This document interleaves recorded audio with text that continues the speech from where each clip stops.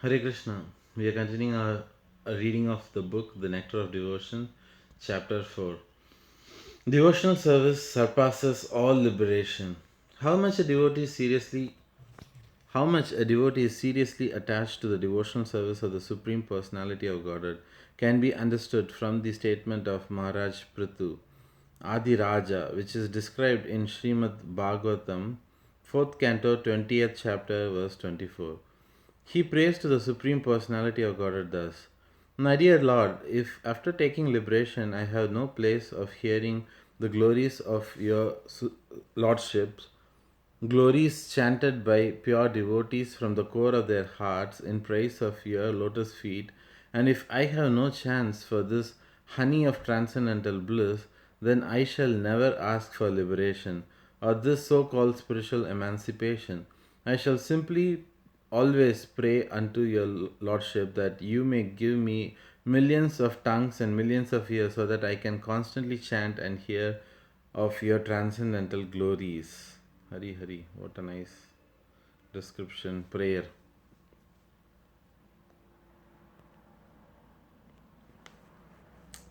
The impersonalists desire to merge into the existence of the Supreme, but without keeping their individuality, they have no chance of hearing and chanting the glories of the Supreme Lord.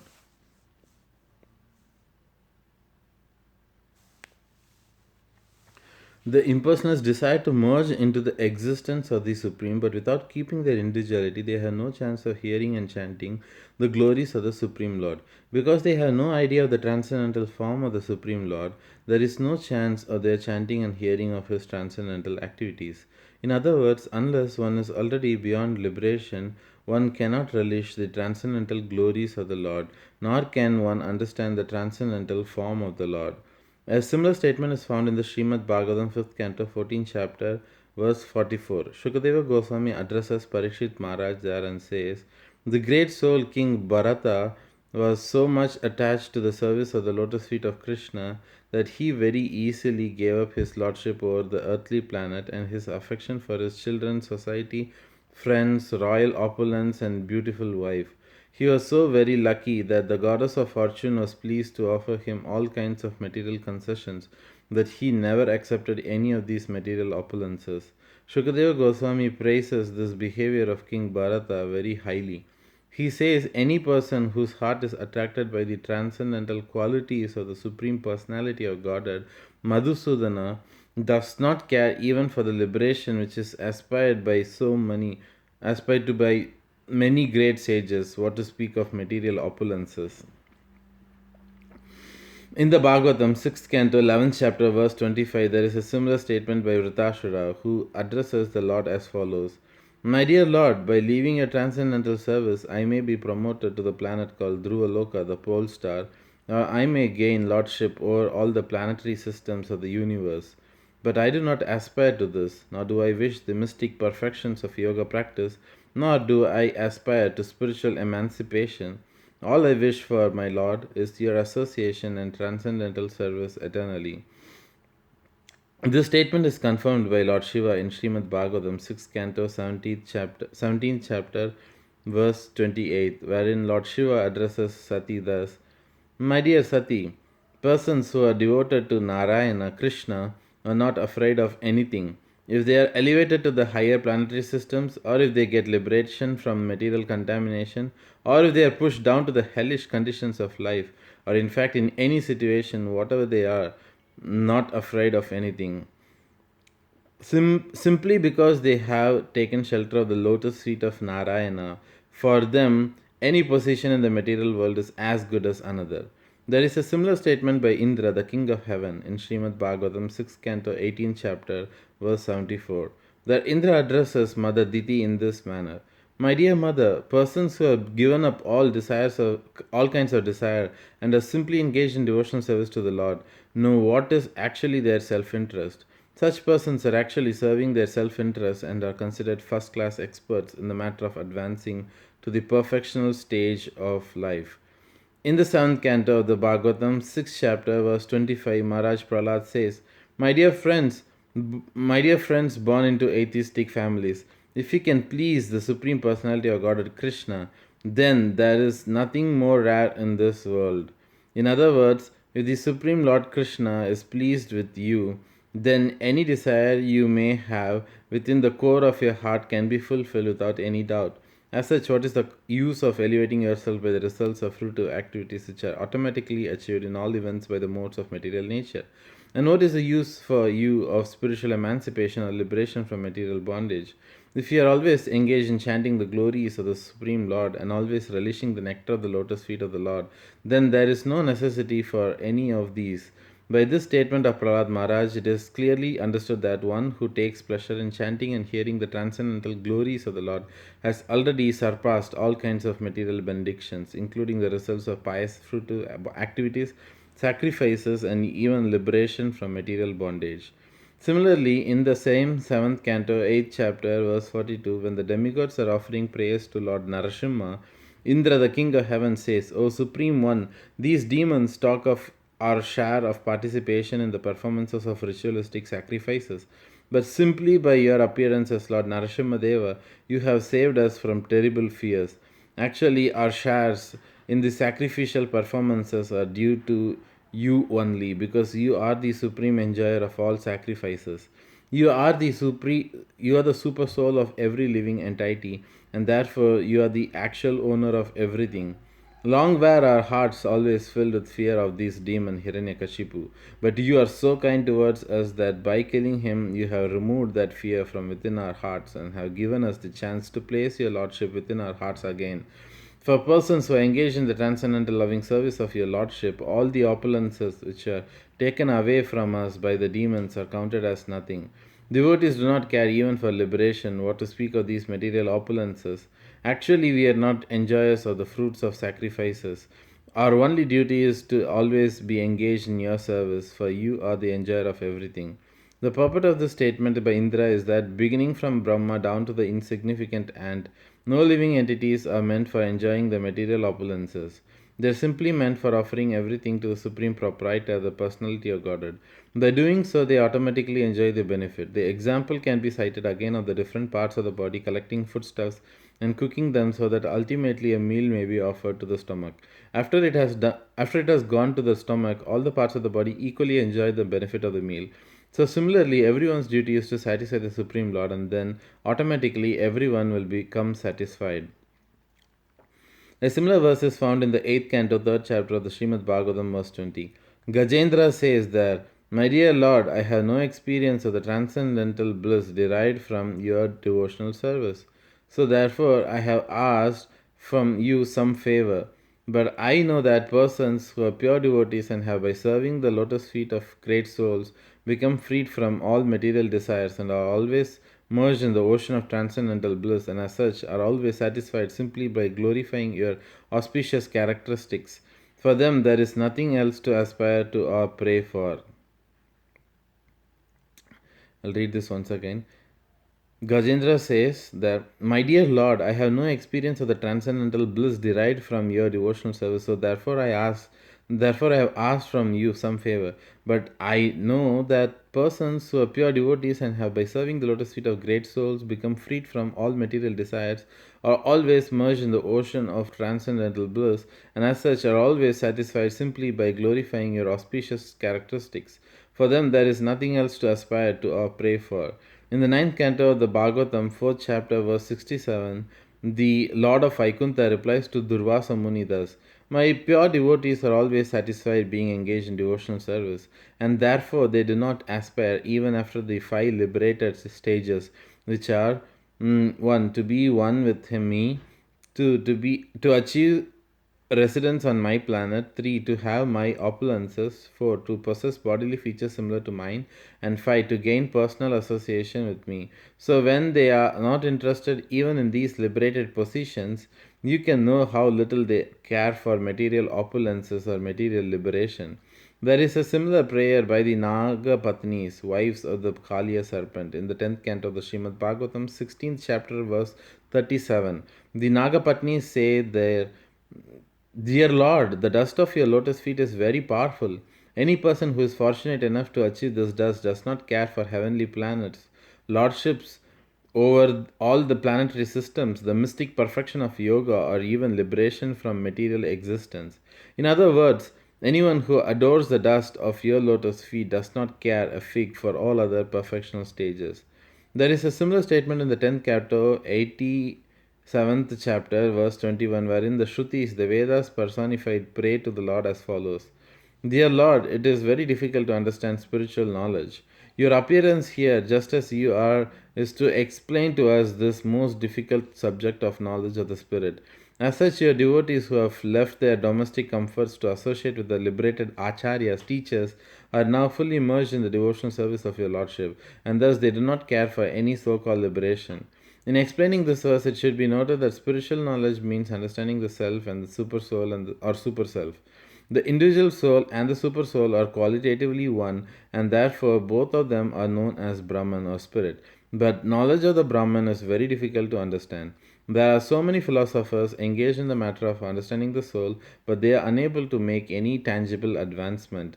It is confirmed in the Bhagavad Gita that out of many millions of persons, only one may try to understand what is spiritual knowledge, and out of many such persons who are trying to understand, only one or a few may know that what is the Supreme Personality of Godhead. So this verse says that spiritual knowledge is very difficult to achieve, and so in order to make it more easily attainable, the Supreme Lord Himself comes in His original form as Sri Kṛṣṇa and gives His instruction directly to an associate like Arjuna, just so that the people in general may take advantage of the spiritual knowledge. This verse also explains that liberation means having completely given up all the material comforts of life. Those who are impersonalists are satisfied by simply being liberated from the material circumstances, but those who are devotees can automatically give up material life and also enjoy the transcendental bliss of hearing and chanting the wonderful activities of Lord Kṛṣṇa. In the 11th canto of Srimad Bhagavatam, 20th chapter, verse 34, Lord Kṛṣṇa says to Uddhava, My dear Uddhava, the devotees who have completely taken shelter of my service are so steadfast in devotional service that they have no other desire. Even if they are offered the 4 kinds of spiritual opulences, they will refuse to accept them. So, what to speak of their desiring anything within the material world? Similarly, Lord Kṛṣṇa says in another passage of the Bhagavatam, 11th canto, 14th chapter, verse 14, My dear Uddhava, a person whose consciousness is completely absorbed in my thought and activities does not aspire, my thoughts and activities does not aspire even to occupy the post of Brahma, the post of Indra, the post of the lordship over the planets, or the 8 kind of mystic perfections, or even liberation itself. In 12th canto of Srimad Bhagavatam, 10th chapter, verse 6, Lord Shiva says to Devi, My dear Devi, this great Brahmana sage Markandeya has attained unflinching faith and devotion unto the Supreme Personality of Godhead, and as such he does not aspire after any benedictions, including liberation from the material world. The fifth kind of liberation, merging the Supreme, is not considered an opulence in spiritual variegated existence. Similarly, there is a statement in the Padma Purana describing the ritualistic function during the month of Kartika, October to November. During this month in Vrindavan, it is the regulative principle to pray daily to Lord Kṛṣṇa in his Damodara form. The Damodara form refers to Kṛṣṇa in his childhood when he was tied up with rope by his mother Yashoda.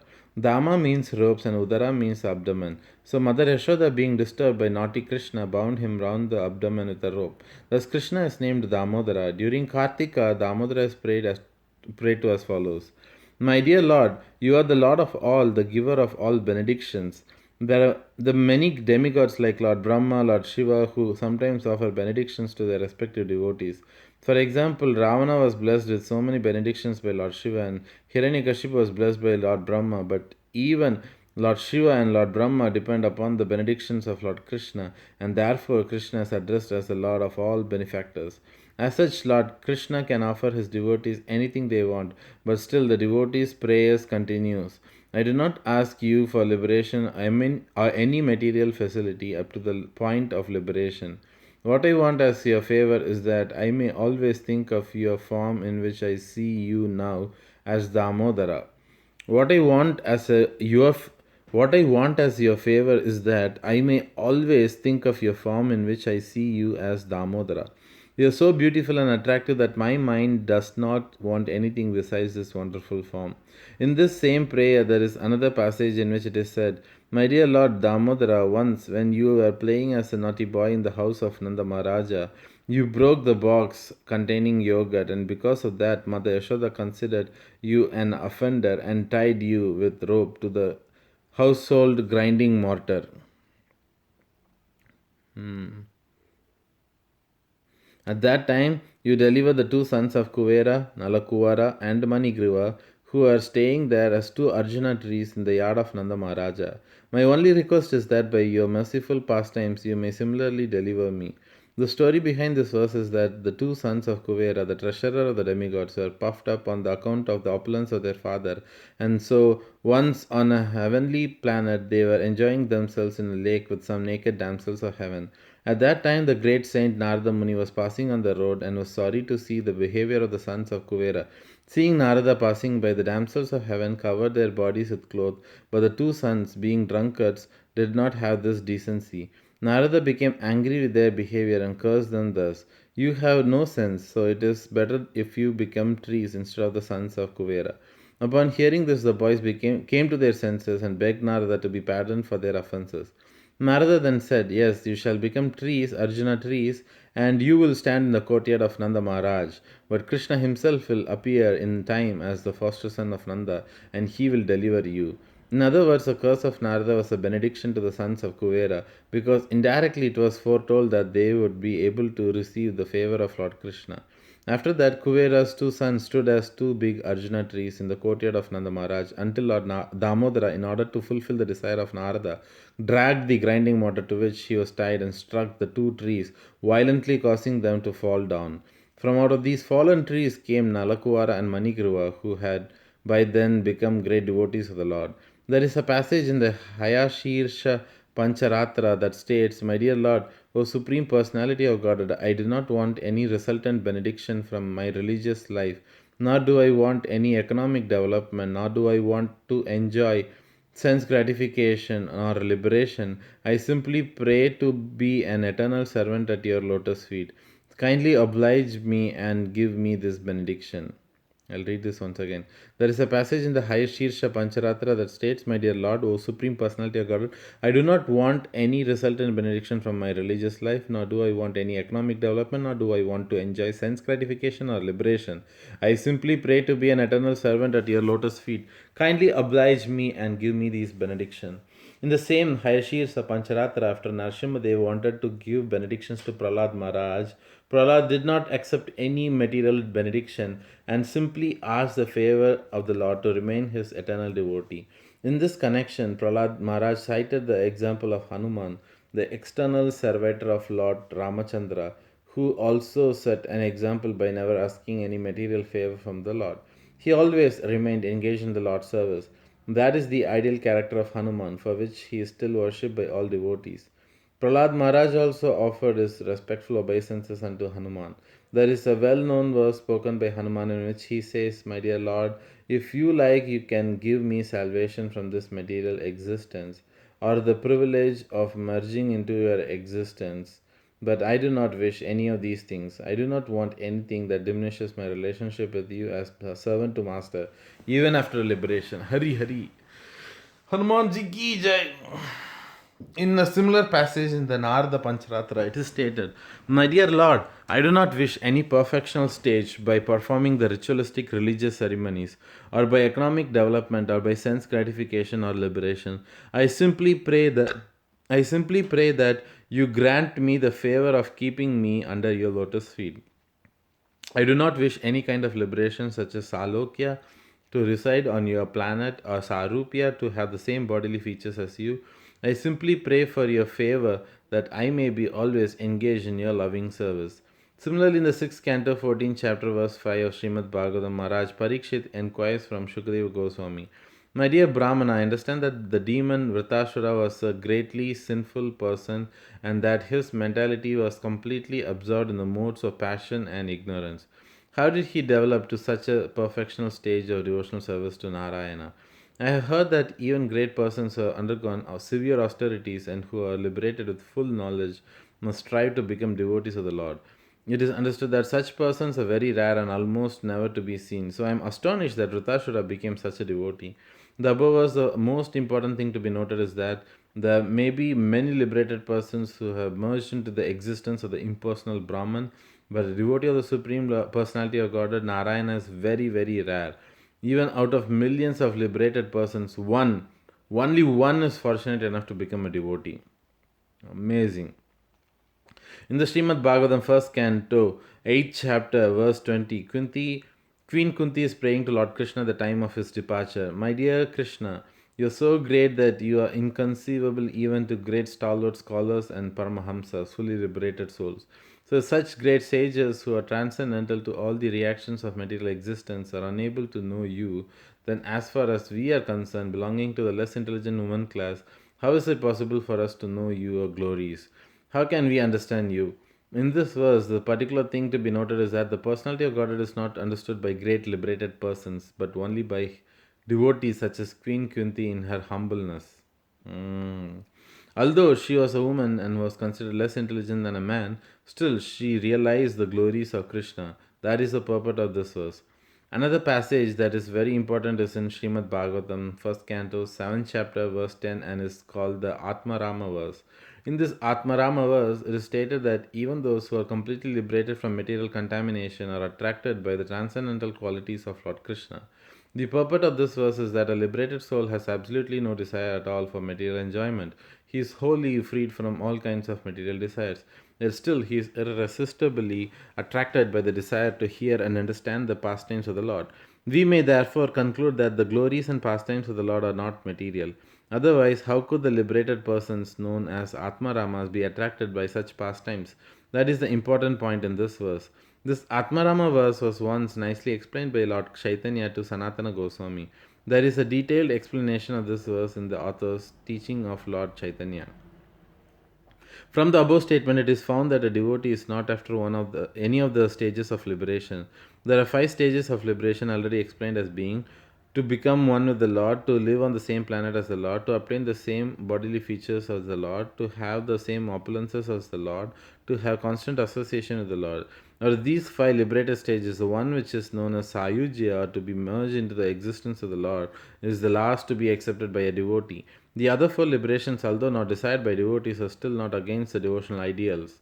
Some of the liberated persons who have achieved these 4 stages of liberation may also develop affection for Krishna and be promoted to the Goloka Vṛndāvana planet in the spiritual sky.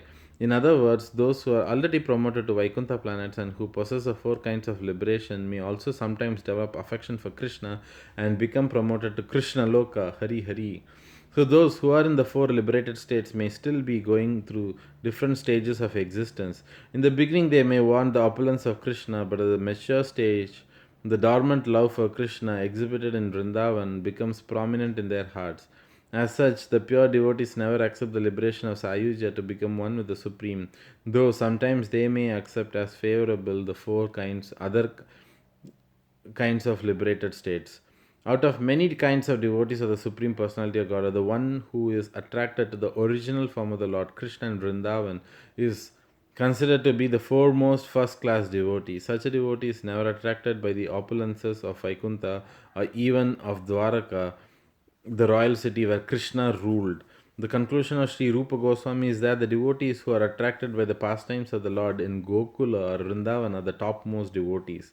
Vrindavan is the transcendental place where Krishna enjoys his eternal pastimes as a boy and is considered the topmost sphere in all existence.